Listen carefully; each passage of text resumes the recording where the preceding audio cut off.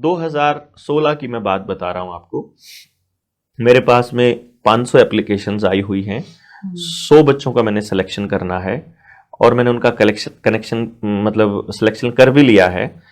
मेरी फीस भी बहुत महंगी होती थी। मैं 2 महीने पढ़ाने की फीस 5 लाख रुपए लेता था और एडवांस में ही 2 लाख रुपए लेता था। तो 100 बच्चों के पास पैसा मेरे पास पड़ा हुआ है और मैं उन पेरेंट्स को ये कह रहा हूँ कि अब अगला सेशन में आपके बच्चों को तैयार, क्योंकि उससे पहले वाले सेशन में मैंने मीडिया कवरेज काफ़ी चली गई थी, तो लोगों में क्रेज था काफ़ी हमारे इंस्टीट्यूट में मेरे पास पढ़ाने का अपने बच्चों को। तो अचानक से एक दिन मेरा बेटा जो आया, मेरे ऑफिस के नीचे कम्युनिटी टॉयलेट था मतलब मार्केट का, तो वहाँ से वो जब आया तो मैंने उससे पूछा कि तुम लेट क्यों हो गए। तो उसने कहा वहाँ पे ना एक डॉक्टर था, मतलब उसको नहीं मालूम था कि वो कौन है, लेकिन उसकी वो मासूमियत को देख करके मुझे ये लगा कि मैं क्या कर रहा हूँ अपने बच्चों के साथ। उसने कहा कि वहाँ पे एक डॉक्टर था और वो अपने आप को ऐसे सुई लगा रहा था और सुई लगाते लगाते वो वहाँ गिर गया। अब आप समझ ही गए होंगे, वो कोई नशेड़ी आदमी था। तो मेरे को एकदम समझ में आ गया कि ये तो कोई नशे का इशू है लगता है। तो फिर कहता है फिर वहां एक और आ गया और वो भी ऐसे ही लगाने लग गया, तो मैं उनको देख रहा था। I was just stunned. मैं वहां नीचे गया, मैंने उस टॉयलेट वाले से बोला कि यहाँ कितने लोग आते हैं ऐसे। उसने कहा ये तो आते रहते हैं सुबह से लेकर शाम तक। अब मेरे ऑफिस के बिल्कुल नहीं, साथ में था वो। मेरे पास एक डीएसपी पढ़ाने के लिए, उसके बच्चे पढ़ने के लिए आते थे, तो मैंने उस डीएसपी को कॉल किया चंडीगढ़ के। मैंने कहा भाई साहब ऐसे ऐसे करके इशू है और मेरे ऑफिस के पास वाला ये टॉयलेट है, मुझे यहाँ से इनको भगाना है, तो आप पुलिस भेजिए।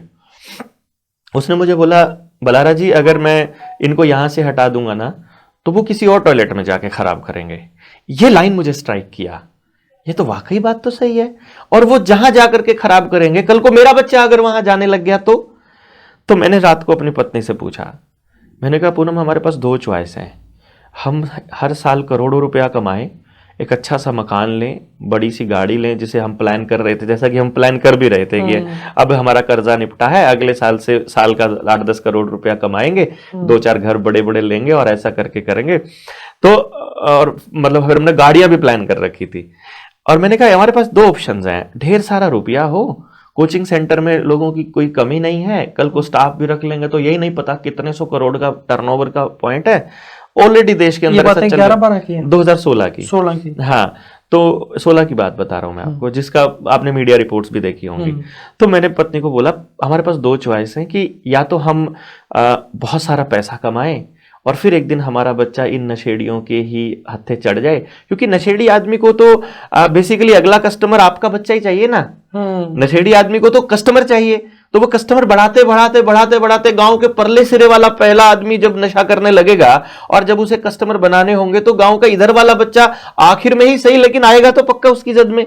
ये सोच करके मैंने उससे पूछा कि तुम्हारे पास 2 चॉइसेस हैं कि तुमको अपने बच्चे के लिए एक ऐसे समाज का निर्माण करना है जिसमें कम से कम उसके साथ रहने वाले बच्चे तो ठीक हों, और लोगों को इसके लिए जागृत करना है ताकि हमारे बच्चे को उससे अच्छा समाज मिल सके जैसा हमें मिला। ये हमारा एक इंसान होने के नाते दायित्व भी है, या दूसरा मौका है कि हम पैसा कमाते रहें और अपने बच्चे को पैसे के ढेर पर छोड़ जाएं और फिर हमारा बच्चा भी इसी तरह से डॉक्टर बन के और वो भी ऐसे ही नशेड़ी होकर के एक दिन चल बसे। उसने मेरी पहली बात पे सहमति जताई कि हमें समाज पे काम करना चाहिए, तो मैं गांव-गांव जाकर लोगों को जगाऊंगा, और मैंने फिर गांव-गांव जाना शुरू किया। उसी क्रम में मैं 2018 में जयसिंहपुर भी आया था। हमने उस 2019 में हमने अटेली में भी कार्यक्रम किया था, बला भी गया था, पाड़ा भी गया था, फफड़ाना, जयसिंहपुर, डुपेडी, पधाना, अरडाना, रोड़ा, मैंने कोई गांव नहीं छोड़ा आसपास का। हर गांव में मेरी टीम और हम गए थे लोगों से बात करने, और मैंने वहां उन बात करके मैंने देखा अभी लोग मेंटली चीजों के लिए तैयार नहीं है, बदलाव के लिए। बट देन मेरे पास 2 ऑप्शंस थे कि 2 ऑप्शन है देवेंद्र भाई, कि मैंने खुद से बोला ये बात कि या तो हार करके लोगों को ये कहकर गालियां देना शुरू कर दो कि ये सुनने के लिए तैयार नहीं, इनका तो सत्यानाश सामने खड़ा है, या जैसे सत्यानाश होने में 50 साल लगे हैं, अपने जिंदगी के 15 से 20 साल लगा करके इसको सुधारने का प्रयास किया जाए। देखो मैं जहां गया और जिन लोगों से बात की, या मेरी टीम जहां गई मैंने बात की, उन लोगों को समझ में आया। तो मुझे थोड़ा हौसला हुआ। इसका मतलब हमारी बात नहीं पहुंची इसलिए चीजें नहीं बदल रही हैं।